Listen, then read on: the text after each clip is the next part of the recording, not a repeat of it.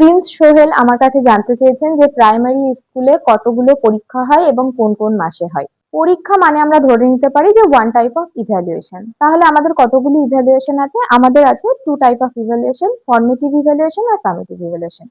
আমি এখানে লিখে নিচ্ছি যে এটা হচ্ছে ফর্মেটিভ ইভ্যালুয়েশন, ফর্মেটিভ, আর এটা হচ্ছে summative. Evaluation means exam. Formative evaluation এবং সামেটিভ ইভ্যালুয়েশনের নাম্বারগুলো বলে দিই। বাংলা, অঙ্ক, ইংরাজি বা পরিবেশ 3-4 এর জন্য, 3-4-5 এর জন্য পরিবেশ, এই সমস্ত সাবজেক্টে ফর্মেটিভ ইভ্যালুয়েশনের নাম্বার থাকবে 20। কর্মশিক্ষা এবং স্বাস্থ্য ও শারীর শিক্ষা সাবজেক্টে থাকে হচ্ছে 10 করে নাম্বার। তাহলে আমরা বুঝে গেলাম যে একটা থাকে 20, একটা থেকে 10। তিনটে পর্ব আমাদের, অর্থাৎ তিনটে সামেটিভ এক্সাম হয়। সামেটিভ এক্সামে প্রথম এক্সামে থাকে 20, তারপরের এক্সামে থাকে 30 এবং তারপরের এক্সামে থাকে 50। এটা হচ্ছে ফাইনাল। টোটাল হচ্ছে 100। অর্থাৎ তিনটে পর্বে আমরা আলাদা আলাদা করে ফর্মেটিভ এক্সাম নেব। প্রত্যেকটা ফর্মেটিভ এক্সামে কিন্তু এই নাম্বার থাকবে। ফর্মেটিভ এক্সামের নাম্বারের পরিবর্তন হয় না, সামেটিভ এক্সামের নাম্বারে প্রত্যেকটা পর্বে পরিবর্তন হয়। First term, second term, third term. এখানে তো আমরা জেনে নিলাম ফার্স্ট টার্ম হয় হচ্ছে, আমি ফার্স্ট টার্ম হচ্ছে এপ্রিল মাসে হয়। কি মাসে হয়? এপ্রিল মাসে। সেকেন্ড টার্ম হচ্ছে আগস্ট মাসে, এন্ড থার্ড টার্ম হচ্ছে ডিসেম্বর মাসে। কোনো জরুরি কারণবশত হয়তো একটু এদিক ওদিক হয়, মাস আমাদের একই থাকে, ডেটটা পাল্টে যায়। তিনটে সামেটিভ এক্সাম হয়ে গেল, এখানে হচ্ছে তিনটে এক্সাম। এবার আসছে ফর্মেটিভ এক্সামে। এই যে ফর্মেটিভ এক্সাম নেওয়ার কিন্তু একটা নির্দিষ্ট নিয়ম থাকে, সেটা হচ্ছে প্রতি মাসের তৃতীয় সপ্তাহে একটি করে ফর্মেটিভ এক্সাম নিতে হবে। প্রত্যেকটা সাবজেক্টেরই একটা করে এক্সাম হবে।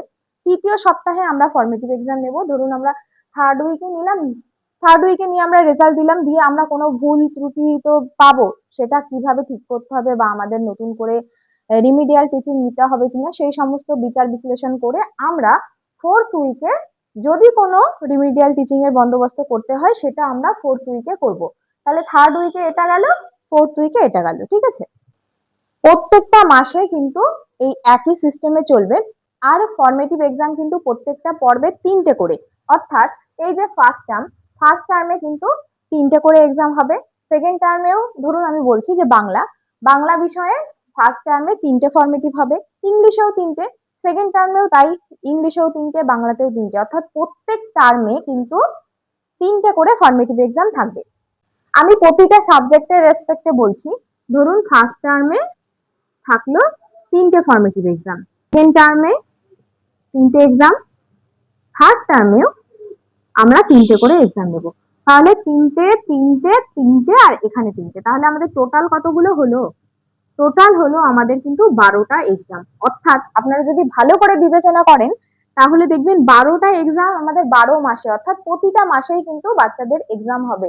দ্যাট মিনস এটা কিন্তু সিসিই কে নির্দেশ করছে, অর্থাৎ কন্টিনিউয়াস ইভ্যালুয়েশন। আমাদেরকে প্রতিটা বাচ্চাকে কিন্তু একটা কন্টিনিউয়াস ইভ্যালুয়েশন প্রসেসের মধ্যে আমাদেরকে রাখতে হবে। আমি ফর্মেটিভ এক্সামটা আরো ডিটেইলে বলছি। ধরুন আমি সপ্তাহে মুছে দিচ্ছি, এদিকটা তো আর দরকার নেই, এদিকটা মুছে দিচ্ছি। জানুয়ারি মাসে আমি তিনটে ফর্মেটিভ এক্সাম, আমি শুধুমাত্র বাংলার রেসপেক্টে বলছি, ঠিক আছে? তাহলে আপনাদের বুঝতে অসুবিধা হবে না, বুঝতে সুবিধা হবে। বাংলাতে আমি জানুয়ারি মাসে একটা ফর্মেটিভ নিলাম, ফেব্রুয়ারি মাসেও একটা ফর্মেটিভ নেব, মার্চ মাসেও আমি আর একটা ফর্মেটিভ নেব। হয়ে গেল। এবার চলে আসলো এপ্রিল মাস। এপ্রিল মাসে চলে আসবে কিন্তু 20 মার্কসের সামেটিভ এক্সাম, ঠিক আছে? সামেটিভ এক্সাম আসলো। এবার আবার মে মাস ফর্মেটিভ, জুন মাস ফর্মেটিভ, জুলাই মাস ফর্মেটিভ। আবার কিন্তু আগস্ট মাসে গিয়ে আমাদের 30 মার্কের সামেটিভ এক্সাম, ঠিক আছে?